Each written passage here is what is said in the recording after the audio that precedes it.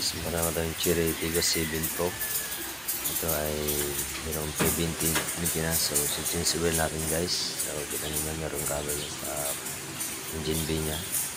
Ayan. So natin natin ito sa loob. Ayan guys.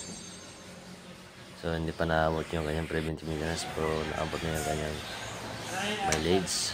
So ayan guys, tingnan natin gagamitin na engine oil, tapos oil filter, so meron pang air filter.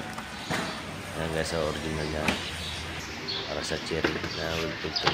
Yan sa air filter niya guys, bago pa ganyan guys.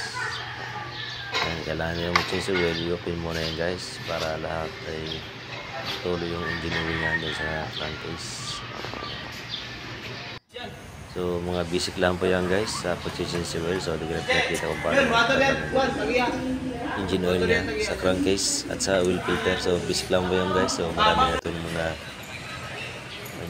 patututunan. Basic lang niya kung paano mag-change oil. Ayan, bigyan natin ng engine oil. Ayan, basic lang tayo guys, mag-reset kung paano mag-reset.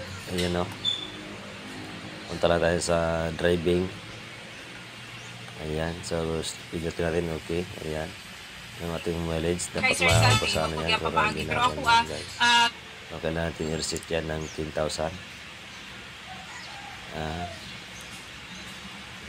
Ikaw na 5 minutes long press.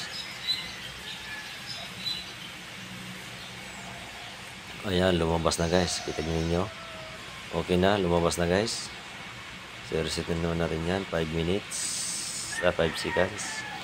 Retin, yan, so 0 na para back to normal siya guys. So mga basic lang yan guys, mga DIY kung paano mag-reset ng Cherry Tigos 7 Pro. Ayan, so ganun lang po guys. So basic lang. Ayan guys, ito naman ninyo. Ayan, so inon ko na. Ayan, ka-start na yan guys. So mandar na. Ayan, naka-RPM yan guys. So yan po, tingnan pa rin yung origin level nya kung sakto na guys. Natin mapansa natin kung okay na. Ayan, so sakto na guys. So yan po. So basic lang po yan guys. Yan ang kasama ko, si Buddy. Yan, si Foreman. Yan po guys, maraming salamat po sa manonood sa aking YouTube channel. Marsus lang po yan, bye bye.